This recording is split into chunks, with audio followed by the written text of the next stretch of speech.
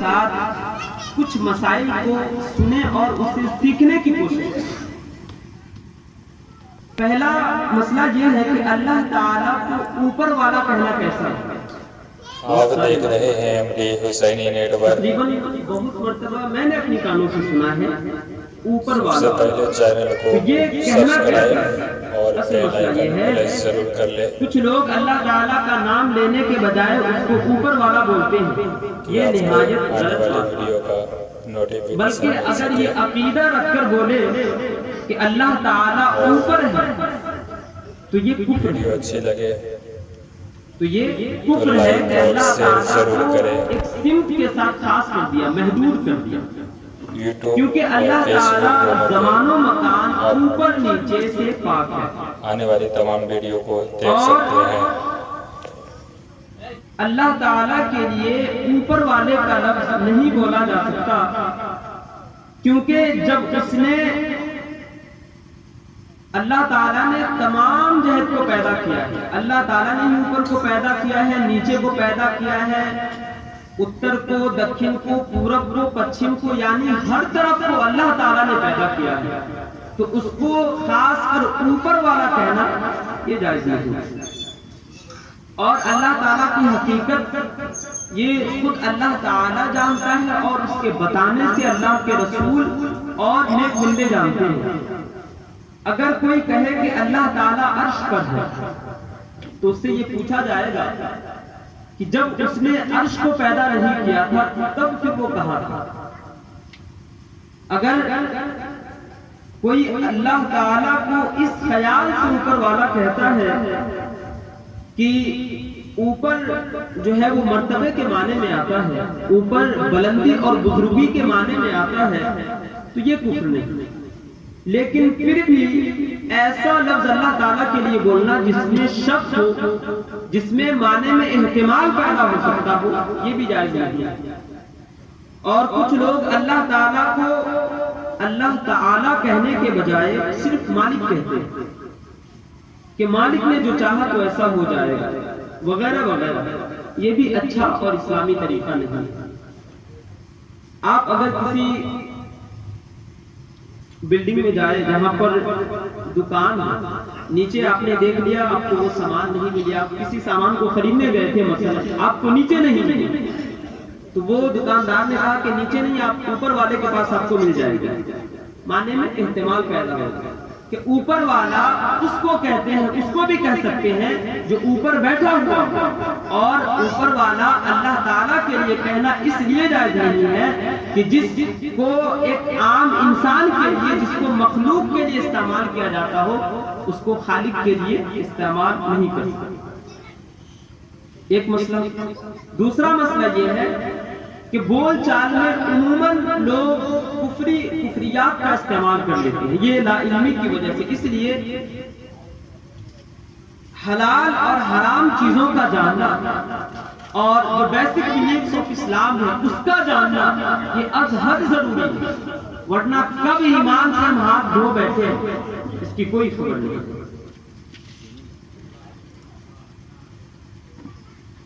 درود پاک پڑھیں۔ اللہ رسول محمد صلی اللہ علیہ وسلم، نحن عباد محمد صلی اللہ علیہ وسلم، صلو علیہ وسلم وسلام علیک یا رسول اللہ صلی اللہ تعالی علیہ وسلم۔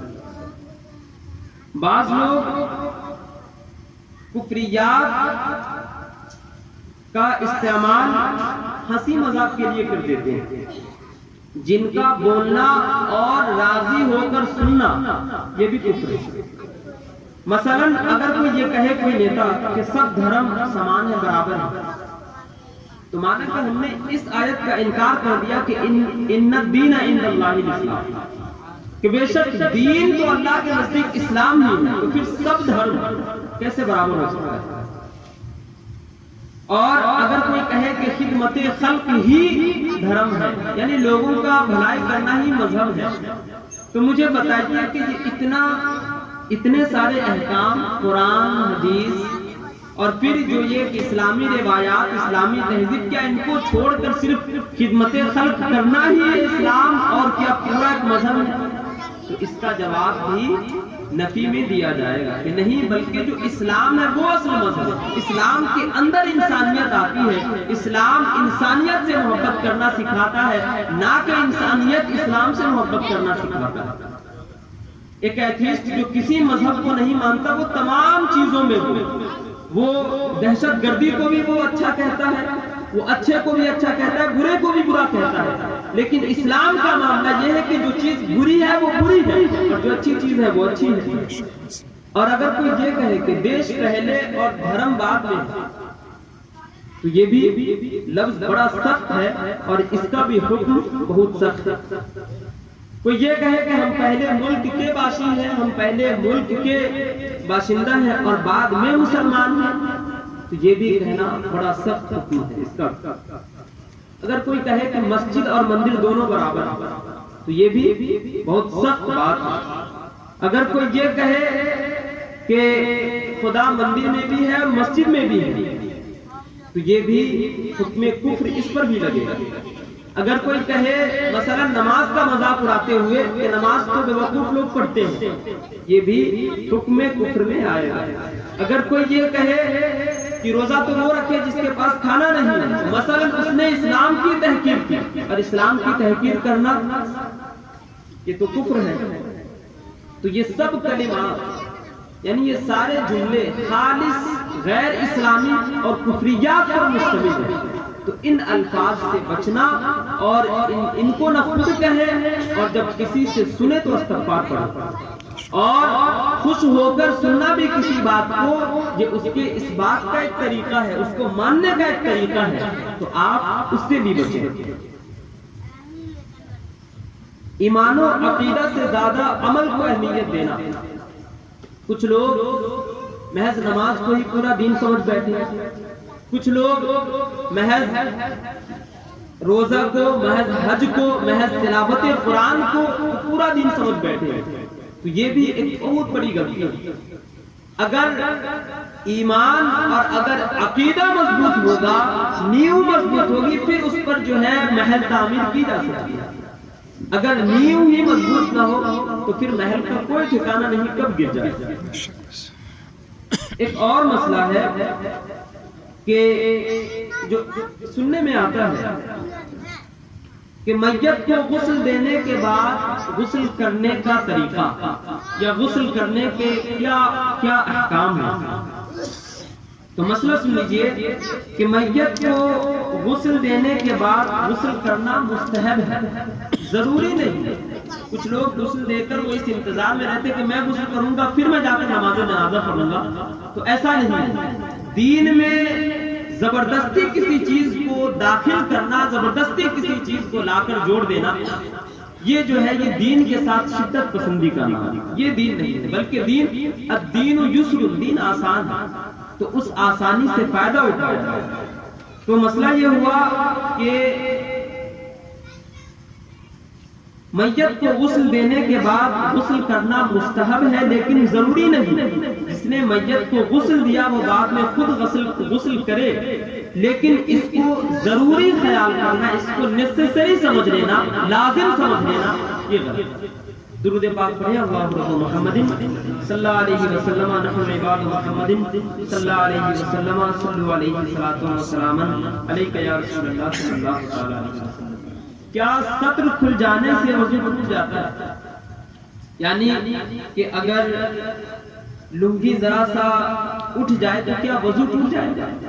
تو اصل مسئلہ یہ ہے کہ کسی بھی عضو کا کھولنا جو سطر عورت میں داخل ہے، بلا وجہ کھولنا یہ غلط ہے، اور کسی کو دکھانا یہ حرام ہے۔ لیکن اگر وہ کھل جائے، کسی کو دکھ جائے، تو اس سے وضو میں کوئی فرق نہیں، اس میں وضو اس سے نہیں جائے گا، وضو اس سے باقی رہے گا۔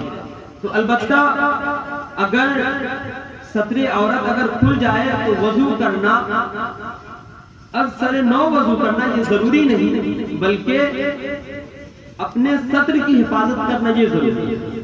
درود پاک پڑھیں، اللہم محمد صلی اللہ علیہ وسلم، نحن عباد محمد صلی اللہ علیہ وسلم، صلو علیہ الصلاۃ والسلام علیک یا رسول اللہ صلی اللہ تعالی علیہ وسلم۔ دودھ پیتے بچے کا پیشاب پاک ہے یا ناپاک؟ بہت سارے میں بھی سنا، دیکھنے میں آیا کہ لوگ اس کو بڑا ہلکا تصور کرتے ہیں، ارے بچہ ہی تو ہے، دھو لیجیے اور نماز پڑھ لیجیے۔ لیکن اصل مسئلہ کیا ہے سنیے، کچھ لوگ سمجھتے ہیں کہ دودھ پیتے بچے کا پیشاب پاک ہے، حالانکہ ایسا نہیں۔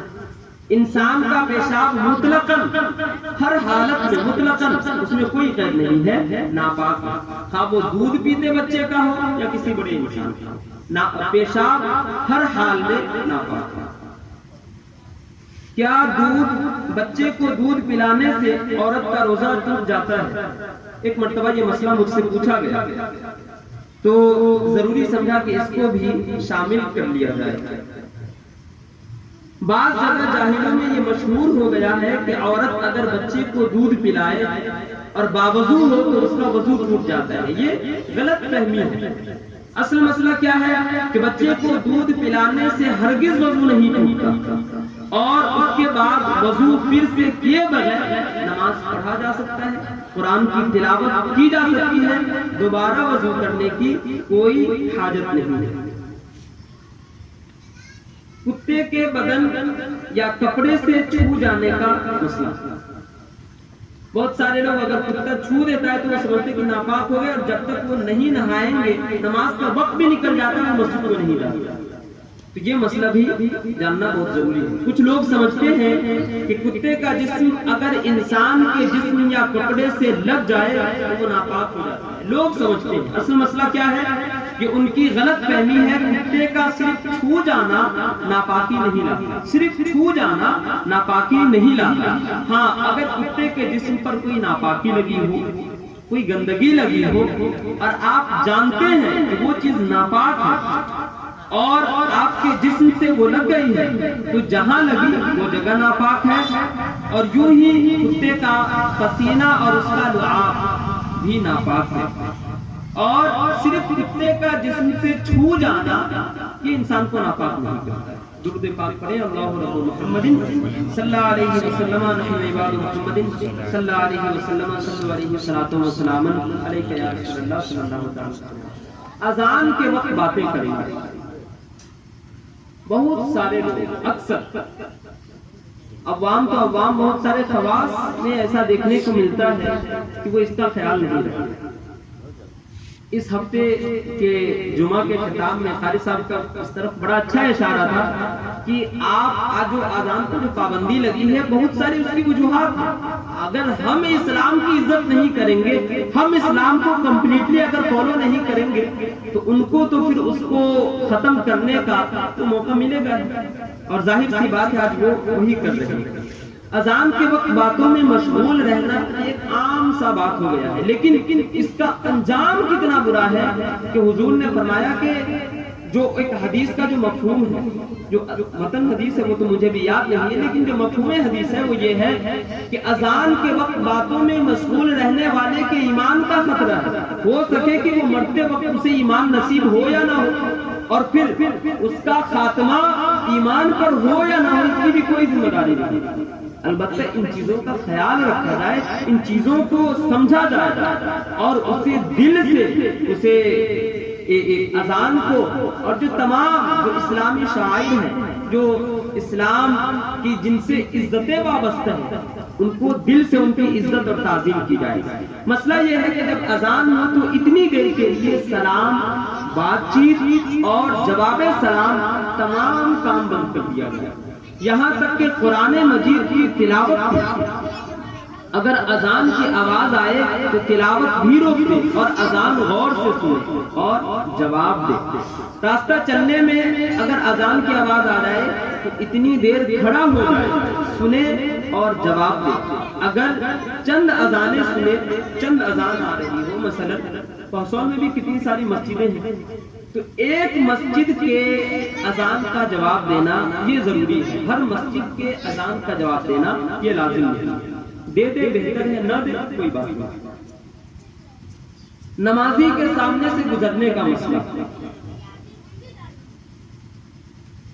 عام طور پر مساجد میں دیکھا گیا ہے کہ دو شخص آگے پیچھے نماز پڑھتے ہوں، یعنی ایک پچھلی صف میں اور دوسرا اس کے سامنے اگلی صف، تو اگلی صف میں نماز پڑھنے والا پیچھے والے سے پہلے فارغ اگر ہو جاتا ہے تو پھر وہ اس کی نماز کو ختم ہونے کا انتظار کرتا رہتا ہے کہ وہ سلام پھیرے گا تب میں جاؤں گا اٹھوں گا، اور یہ وہاں سے ہٹنے کی سوچتا ہے، اور جب تک وہ نماز پڑھتا رہتا ہے وہ انتظار کرتا رہتا ہے، حالانکہ ایسا نہیں۔ اصل مسئلہ کیا ہے؟ آگے نماز پڑھنے والا اپنی نماز پڑھ کر ہٹ جائے تو اس پر گزرنے والے کا گناہ نہیں، نہ وہ نمازی کے سامنے سے گزرنے والے کے بارے میں وارد شدہ حدیث میں جو وعید آئی ہے کہ نمازی کے آگے سے گزرنے۔ دیکھیے، گزرنے اور ہٹنے میں فرق کہ گزرنے اور ہٹنے میں فرق یہ ہے کہ گزرنے کا مطلب یہ ہے کہ نمازی کا نماز پڑھ رہا تھا ایک طرف سے دوسری طرف کو نکل گیا، اور ہٹنے کا مسئلہ یہ ہے کہ آپ نماز پڑھ رہے تھے اور آپ نے ہٹ گئے، تو اس میں فرق۔ تو چونکہ اصل مسئلہ یہ ہوا کہ اگر نماز جو اگلی صف میں ہے وہ اگر ہٹ جائے تو اس پر وہ وعید اور جو حدیث میں جو وعید کا جو ذکر آیا ہے وہ اس پر وارد نہیں ہوگا، بلکہ جو سامنے سے کاٹ کر گزرے گا اس کے لیے یہ وعید ہے۔ کم سن بچوں کو مسجد میں لانا، یہ اکثر اپنے ہر مسجد تقریباً ہر مسجد کا ایک بہت بڑا مدعا ہوتا ہے۔ کچھ لوگ بچوں کو آ کر مار دیتے ہیں، کچھ بچے وہ بلا وجہ جو ہے وہ غصہ ہو جاتے ہیں، بلا وجہ جو ہے وہ چلانے لگتے ہیں، یعنی بہت ساری غلط فہمیاں اسلام کو نہ جاننے کی وجہ سے۔ اصل مسئلہ کیا ہے؟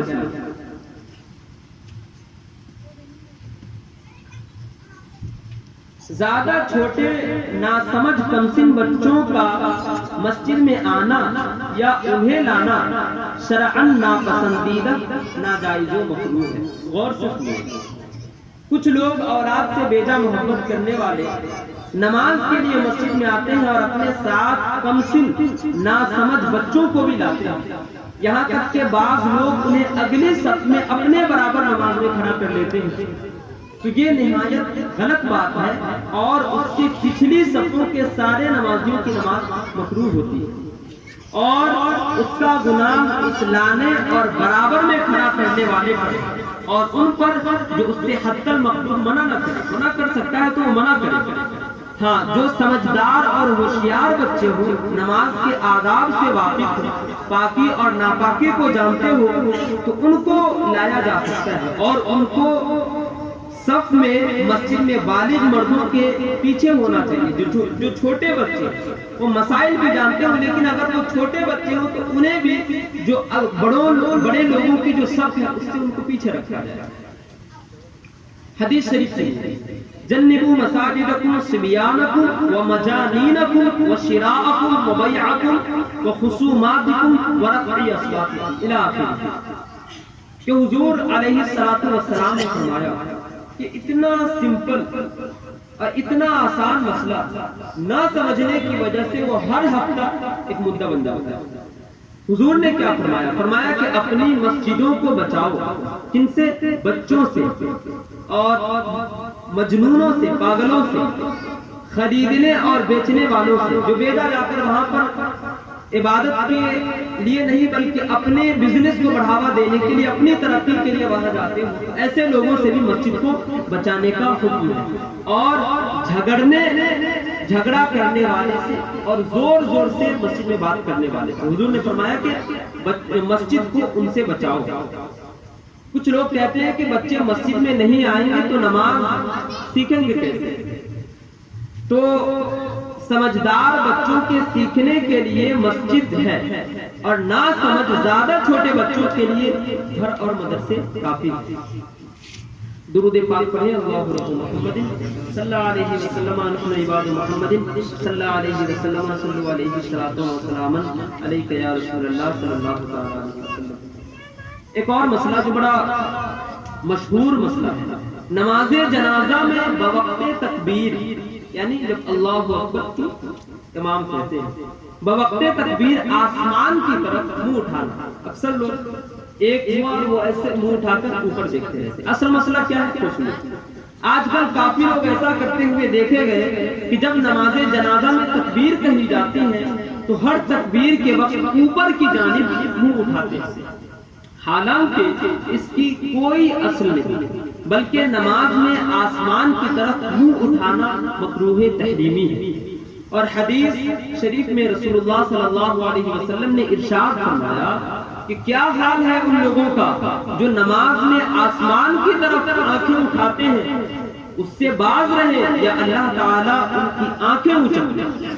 خلاصہ یہ ہے کہ نماز جنازہ ہو یا کوئی اور نماز، قصداً آسمان کی طرف نظر اٹھانا مکروہ ہے، اور نماز جنازہ میں بوقت تکبیر نظر اٹھانے کا جو رواج پڑ گیا ہے یہ غلط اور بے اصل ہے۔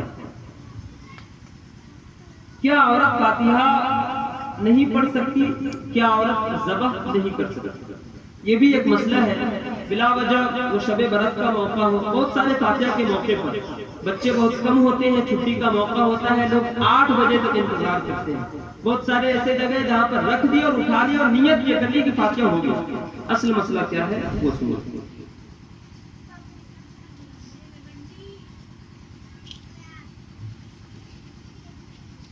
فاتحہ و ایصال ثواب جس طرح مردوں کے لیے جائز ہے، اسی طرح بلا شک بلا شبہ عورتوں کے لیے بھی جائز ہے۔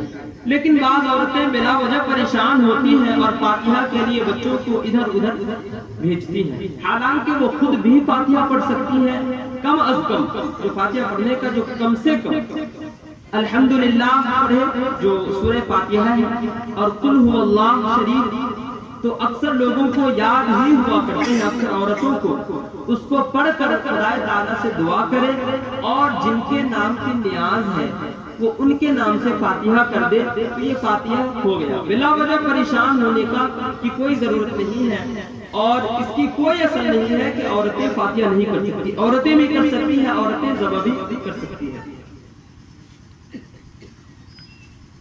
زکوٰۃ سے متعلق کچھ غلط فہمیاں، یہ بھی بہت اہم مسئلہ ہے جو کہ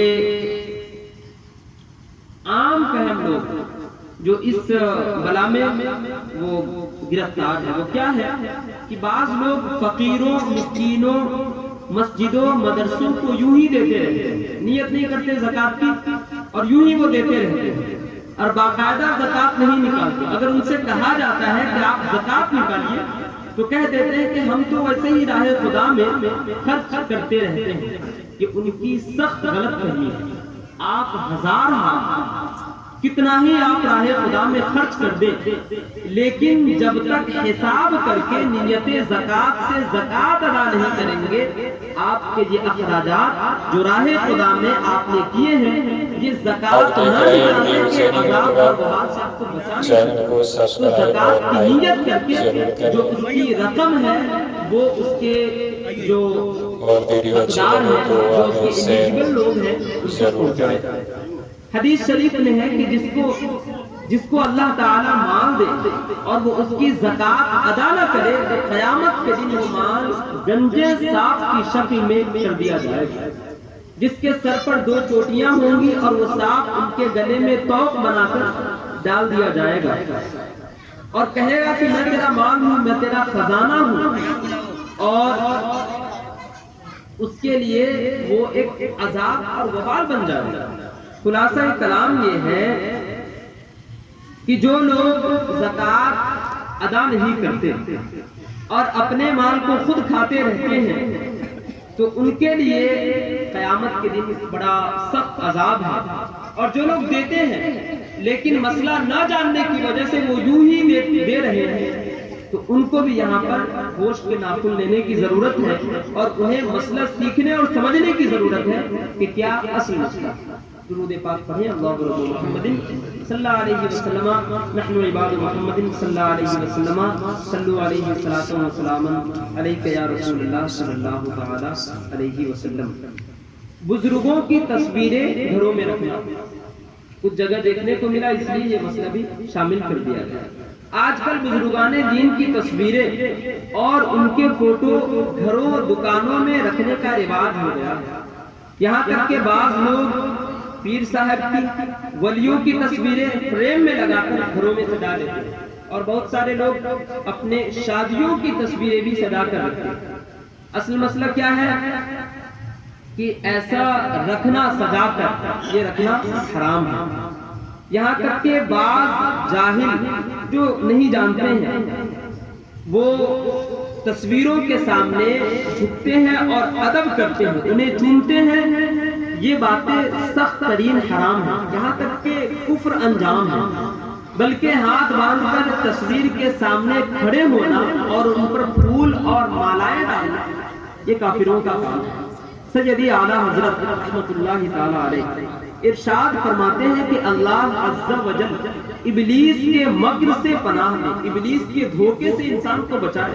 وہ کیا ہے کہ دنیا میں بت پرستی کی ابتدا، یعنی کہ بت پرستش، وہ جو بت ہوتے ہیں ان کے سامنے جو پوجا کرتے ہیں وہ اس طرح شروع ہوئی کہ کچھ اچھے اور نیک لوگوں کی محبت میں لوگوں نے ان کی تصویریں بنا کر گھروں اور مسجدوں میں تبرکن رکھنا شروع کر دیا، اور ان کی محبت میں وہ اتنے گرفتار ہوتے گئے کہ یہاں تک کہ انہوں نے ان کو معبود بنا دیا۔ تو اللہ تعالی ہمیں اور آپ کو ان سب بلاؤں سے بچائے۔ درود پاک پڑھیں، اللہم رب محمد صلی اللہ علیہ وسلم، نحن عباد محمد صلی اللہ علیہ وسلم، صلو علیہ صلاۃ و سلام علیک یا رسول اللہ صلی اللہ تعالی علیہ وسلم۔ ایک اور مسئلہ یہ ہے کہ حرام طریقے سے کما کر راہ خدا میں خرچ کرنا، یہ بیماری بھی کافی عام ہو گئی ہے کہ لوگ کماتے وقت یہ نہیں سوچتے کہ یہ حرام ہے یا حلال ہے۔ جھوٹ، فریب، مکاری، دھوکے بازی، بے ایمانی، رشوت خوری، سود، بیاج اور نہ جانے کتنے دھوکے سے پیسے کماتے ہیں اور مال جمع کر لیتے ہیں، پھر راہ خدا میں خرچ کرتے ہیں اور اپنے آپ کو بہت بڑے کارکن اور اپنے آپ کو بہت بڑے ایک مخیر سمجھتے ہیں کہ میں بہت بڑا نیکی کا کام کر رہا ہوں، جو کہ اصل میں کیا ہے، اس نے حرام سے اس مال کو کمایا ہے۔ اور دوستوں کو کھلاتے ہیں، مسجدوں، مدرسوں اور خانقاہوں کو بھی دیتے ہیں، مانگنے والوں کو بھی دیتے ہیں۔ یہ حرام کما کر راہ خدا میں خرچ کرنے والے ہرگز یہ سخی نہیں نہ دیندار، بلکہ اپنے آپ کو دھوکہ دے رہے ہیں۔ حدیث میں ہے کہ حرام کمائی میں سے صدقہ و خیرات قبول نہیں کیا جاتا۔ یہ ایسا ہی ہے جیسے کوئی بے وجہ کسی کی جان بوجھ کر آنکھ پھوڑ دے اور پھر اس پر پٹی باندھ دے اور اس کو خوش کرنے کی کوشش کرے، یہ ٹھیک اسی طرح ہے۔ ایک حدیث شریف جو اس وقت میرے ذہن میں آ رہی ہے کہ حضور نے فرمایا کہ ایک شخص بہت دور سے سفر کر کے آتا ہے، اس کی حالت یہ ہے کہ اس کے چہرے پر سفر کے آثار نمودار، اور وہ کعبۃ اللہ کے سامنے، یعنی جو خانہ خدا ہے اس کے سامنے وہ ہاتھ اٹھا کر دعا کرتا ہے۔ حضور نے فرمایا کہ حضور نے اپنے صحابہ کو یہ کہتے ہوئے ارشاد فرمایا کہ صحابہ کیسے اس کی دعا قبول ہو سکتی ہے جبکہ جو اس کے پیٹ میں جو غذا ہے وہ حرام کا ہے، جو اس کا جو جسم بڑھا ہے وہ حرام کمائی سے بڑھا ہے۔ تو حرام کما کر اس کو خرچ کر کے نیک کام میں خرچ کر کے بھی یہ کوئی اپنے انجام کو اچھا نہیں کر سکتا۔ درود پاک پڑھیں، اللہ رب محمد صلی اللہ علیہ وسلم، نحن عباد محمد صلی اللہ علیہ وسلم، صلی علیہ وسلم علیک یا رسول اللہ صلی اللہ علیہ وسلم۔ محرم اور سفر میں شادی بیاہ نہ کرنا اور سوگ منانا، بہت دفعہ مجھے بھی ایسا سننے کو ملا کہ سفر کو لوگ اس لیے اس میں شادی اور جو ہے بہت سارے کام نہیں کرتے ہیں کہ اس ماہ میں حضور علیہ الصلوۃ والسلام کو ایک مرض ہو گئی۔ اب دیکھیے کہ وہ اصل مسئلہ کیا ہے کہ ماہ محرم میں کتنی رسوم اور بدعات اور خرافات آج کل مسلمانوں میں رائج ہو گئی ہیں، ان کا شمار کرنا بھی مشکل ہے۔ انہی میں سے ایک یہ ہے کہ یہ مہینہ سوگ اور غمی کا مہینہ لوگ سمجھتے ہیں، اس ماہ میں شادی نہ کرتے ہیں، حالانکہ اسلام میں کسی اس طرح کا کوئی کنسپٹ نہیں ہے، اس طرح کا کوئی تصور نہیں ہے، بلکہ حضور نے فرمایا کہ لا عدوہ ولا حامۃ ولا سفر، کہ منحوس یعنی کہ کسی شخص کی وجہ سے نحوست، یہ اسلام میں اس کا کوئی تصور نہیں ہے۔ اعلیٰ حضرت رحمت اللہ تعالی علیہ سے پوچھا گیا کہ بعض اہل سنت والجماعت عشرہ محرم میں نہ تو دن بھر روٹی پکاتے ہیں اور نہ جھاڑو دیتے ہیں، کہتے ہیں کہ بعد دفن تعزیہ کے دفن ہونے کے بعد وہ یہ کام کریں گے۔ 10 دن میں کپڑے نہیں نکالتے، ماہ محرم میں نکاح نہیں کرتے، ان ایام میں سوائے امام حسن اور امام حسین رضی اللہ تعالی عنہما کے کسی اور کے نام کا فاتحہ نہیں کرتے۔ تو یہ جائز ہے یا ناجائز ہے؟ تو آپ نے جواب میں ارشاد فرمایا کہ پہلی تینوں باتیں کہ 10 کے روٹی نہیں پکاتے ہیں، گھر کو صاف نہیں کرتے، کپڑے نہیں بدلتے، شادی بیاہ نہیں کرتے، آپ نے فرمایا کہ یہ تینوں باتیں حرام ہیں۔ اور چوتھی بات جو کہ نیاز اور کسی بزرگ کی نہیں دلاتے، یہ جہالت کی وجہ سے ہے۔ ہر مہینے میں، ہر تاریخ میں اور ہر دن ہر ولی کا فاتحہ کیا جا سکتا ہے۔ ہاتھ اٹھا کر یا صرف اشارے سے سلام کرنا، یہ بھی ایک وبا ہے۔ سلام کرنے یا سلام کا جواب دینے میں آج کل صرف اشارہ کر دینا یا ہاتھ اٹھا دینا یا تھوڑا سا سر ہلا دینا ہی یہ کافی رائج ہے۔ حالانکہ اس طرح سے سلام کے سنت کی ادائیگی نہیں ہوتی، اور اگر کسی نے سلام کیا اور اس کے جواب میں صرف یہی کیا، سر ہلا دیا، اشارے سے کہہ دیا اور منہ سے وعلیکم السلام نہیں کہا، یہ گنہگار ہوا۔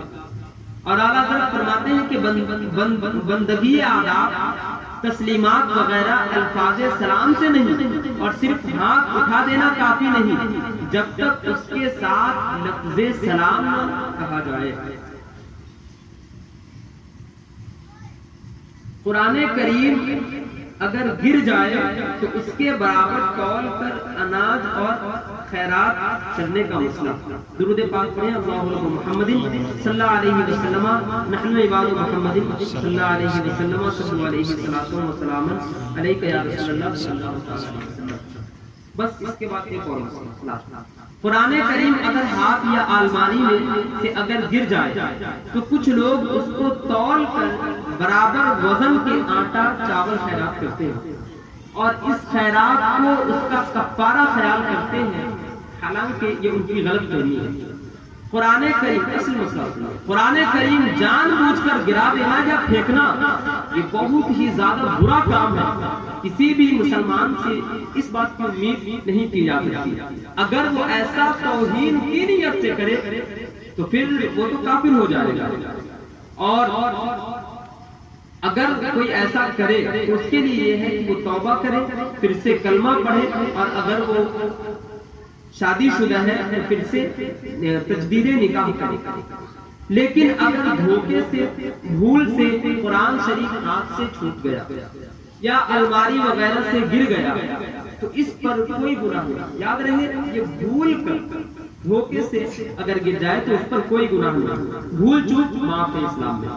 لیکن پھر بھی اگر بطور خیرات کچھ راہ خدا میں خرچ کر دے تو یہ اچھی بات اور نہایت مناسب و بہتر ہے۔ لیکن قرآن شریف کو تولنا اور اس کے وزن کے برابر کوئی اناج اور غلہ وغیرہ خیرات کرنے کو کفارہ سمجھنا یہ غلط ہے، بے علمی ہے۔ قرآن و حدیث اور فقہ کی کتابوں میں کہیں ایسا نہیں آیا۔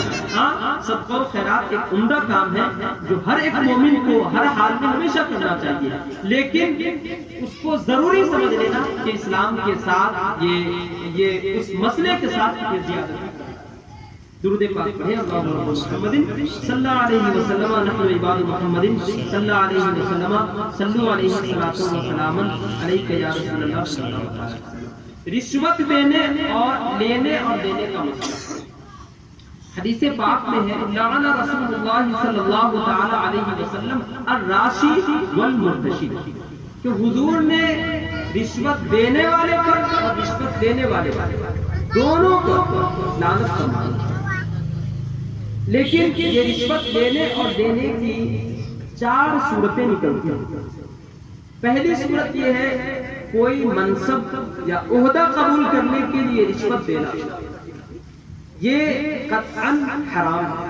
دوسری صورت یہ ہے اپنے حق میں فیصلہ کرانے کے لیے کسی حاکم کو، کسی فیصلہ کرنے والے کو وہ رشوت دے، تو یہ بھی دونوں کے لیے حرام ہے. جس نے دیا اس کے لیے بھی حرام ہے اور جس نے لیا اس کے لیے بھی حرام ہے، اگرچہ یہ فیصلہ حق پر ہو، کیونکہ حاکم کا کام فیصلہ کرنا ہے نہ کہ رشوت دینا.